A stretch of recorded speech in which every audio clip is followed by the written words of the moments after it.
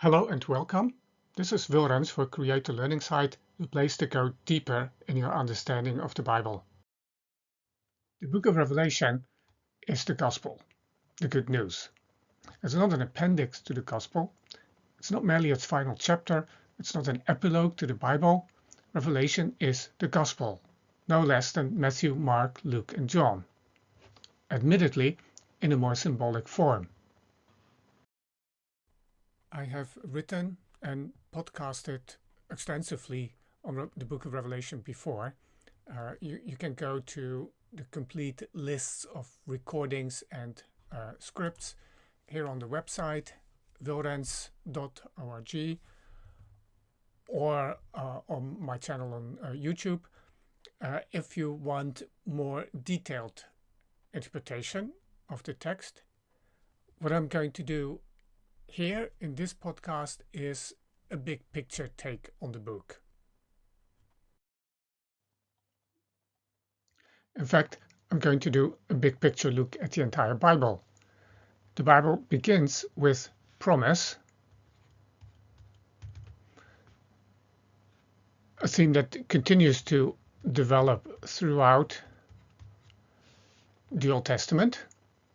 There's some fulfillment, but it is limited. What is the promise about? We could say in one word, salvation and the kingdom. God will judge the earth, establish justice, and rule as king over creation. Shalom, that would be another one-word summary. Now, the opening of the New Testament marks the beginning of a new era, that of fulfillment. Fulfillment is as yet incomplete, but it is real. But the beginning of this new era brings surprises. We were expecting salvation, but it came in the form of Jesus dying on the cross. That wasn't obvious. No one saw it coming, except perhaps a few prophets. Isaiah 53, Zechariah 11. The four Gospels do little to explain it.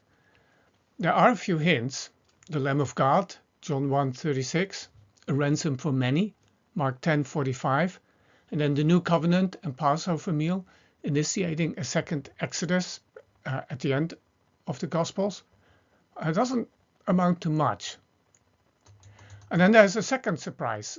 We were expecting the kingdom, but what came is the church. Not at all the same thing, and something about which the four Gospels say hardly anything at all. So what does all of this mean? The cross as salvation, the kingdom coming this way, and the church? Plus, how should we now live in this unanticipated in-between era? This is where the letters come in, written to communities and workers of the new movement, which we now call church and Christianity. They explain much and impart a whole new way of living. Still, more clarification was needed. The process of fulfillment remained unfinished. Jesus knew this, as the Lord's Prayer in Matthew 6 makes abundantly clear. Your kingdom come. Obviously, there is some unfinished business. We will come back to this prayer because the Lord's Prayer truly gives us the key to Revelation. Like Revelation, the Lord's Prayer is not something different, something added to the gospel, but very much its expression, an expression of the gospel of the kingdom. So how will the kingdom come fully? How will it all be brought to completion? Scattered throughout both Gospels and letters, we find bits and pieces of an answer, but it is the book of Revelation that makes completion its focus. Because of this focus on completion, many readers of the book of Revelation think it is about the future. Our future, and usually the near future. This approach to interpreting the book is called futurism. And futurism, Revelation is concerned with the final years, perhaps 7, maybe less. The final years that precede the second coming of Christ, which is... Although futurism is widespread, it does not actually make sense when you think about it. Why would God tell believers at the end of the first century what would happen 1900 years later, and then claim in 1 verse 1, right at the beginning of the book, that these things must soon take place? What if the book, at least in part, is about things that were in the future when they were first written down, but that are now in the past?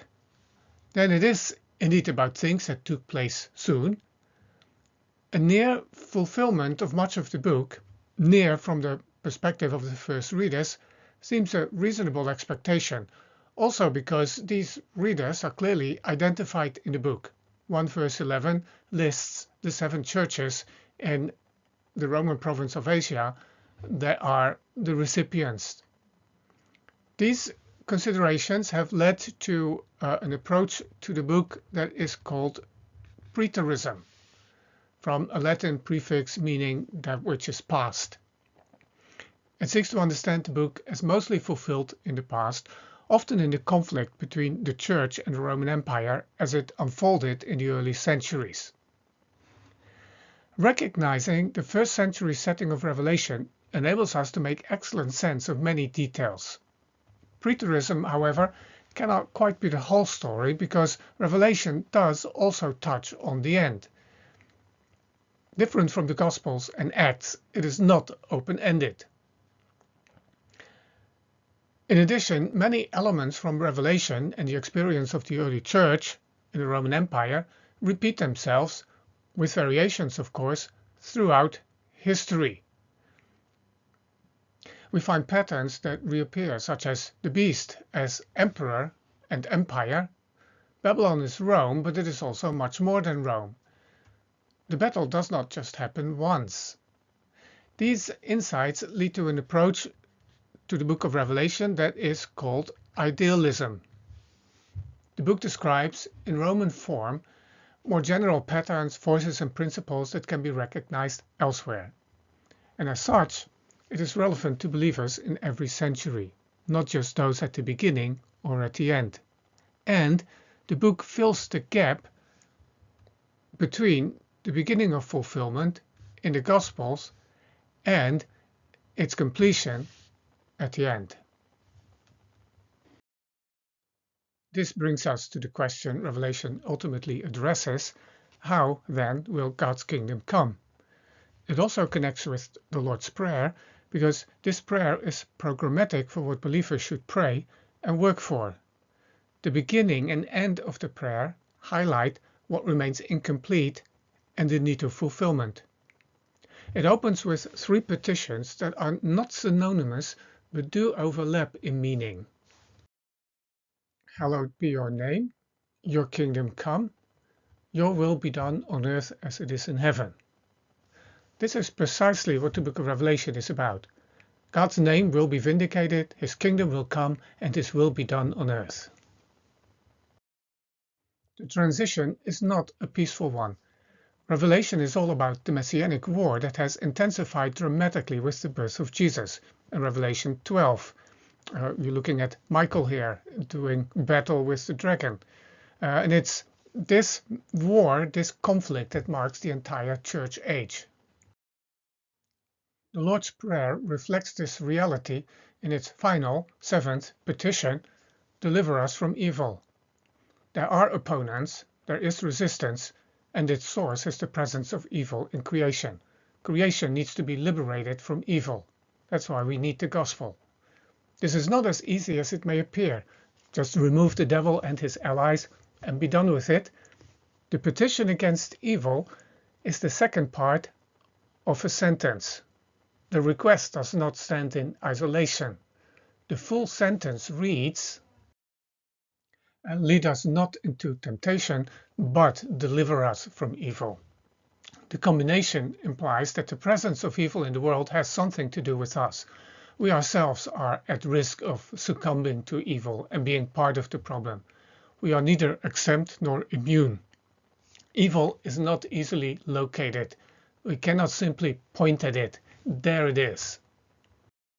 We cannot locate it on a map and claim, remove these countries and evil is done with. Or overthrow this tyranny and that dictatorship and evil is done with.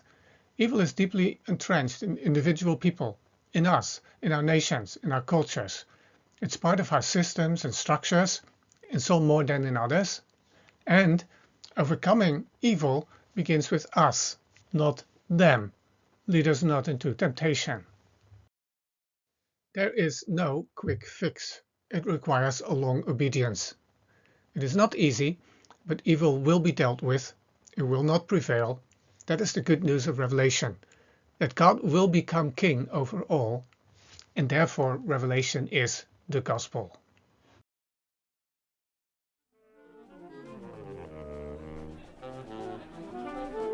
The show will be starting in just a few moments. Thank you for your patience.